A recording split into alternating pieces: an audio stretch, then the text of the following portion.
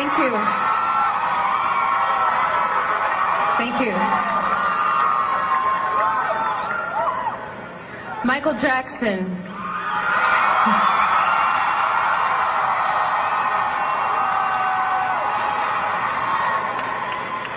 I have a little bit more to say than that.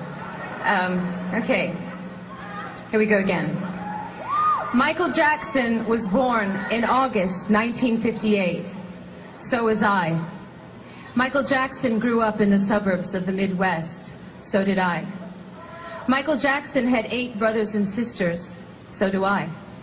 When Michael Jackson was 6, he became a superstar and was perhaps the world's most beloved child. When I was 6, my mother died.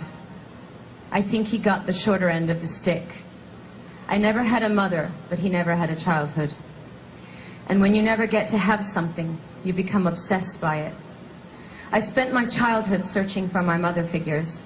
Sometimes I was successful. But how do you recreate your childhood when you are under the magnifying glass of the world for your entire life? There is no question that Michael Jackson was one of the greatest talents the world has ever known.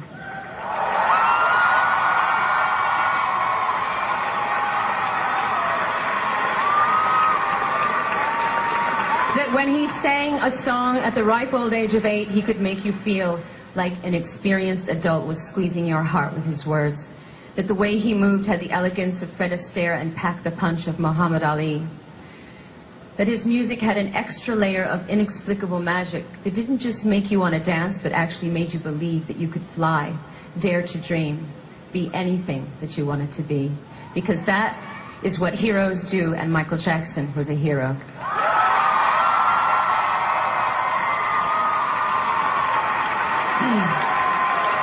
He performed in soccer stadiums around the world. He sold hundreds of millions of records. He dined with prime ministers and presidents.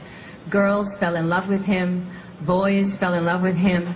Everyone wanted to dance like him. He seemed otherworldly, but he was also a human being. Like most performers, he was shy and plagued with insecurities. I can't say we were great friends, but in 1991 I decided I wanted to try and get to know him better. I asked him out to dinner. I said, "My treat, I'll drive, just you and me." He agreed and showed up to my house without any bodyguards. We drove to the restaurant in my car.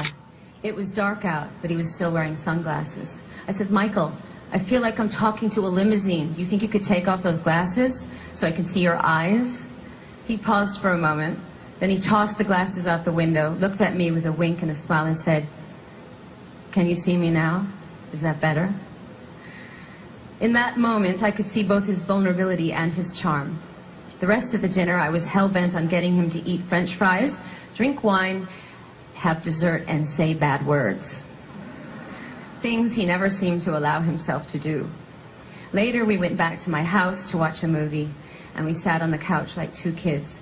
And somewhere in the middle of the film, his hand snuck over and held mine. It felt like he was looking for a friend more than a romance. And I was happy to oblige him. And in that moment, he didn't feel like a superstar. He felt like a human being. We went out a few more times together, and then for one reason or another, we fell out of touch. Then, the witch hunt began. And it seemed like one negative story after the other was coming out about Michael. I felt his pain. I know what it's like to walk down the street and feel like the whole world is turned against you.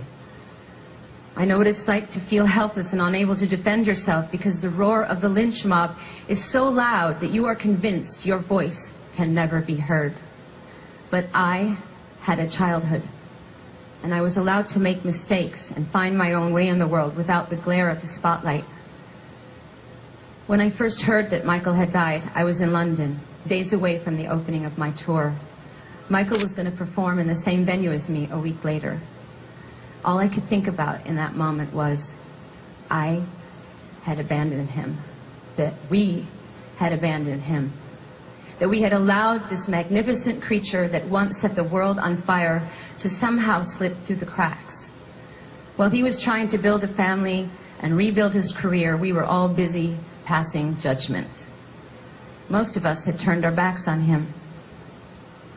In a desperate attempt to hold on to his memory, I went on the internet to watch old clips of him dancing and singing on TV and on stage. And I thought, my God, he was so unique, so original, so rare. And there will never be anyone like him again. He was a king.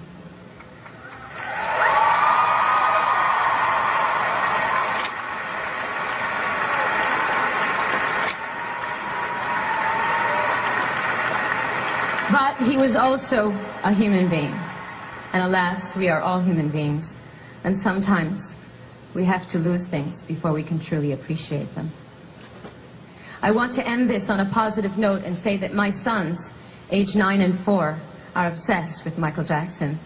There's a whole lot of crotch grabbing and moonwalking going on in my house. And it seems like a whole new generation of kids has discovered his genius and are bringing him to life again. I hope that wherever Michael is right now, he is smiling about this.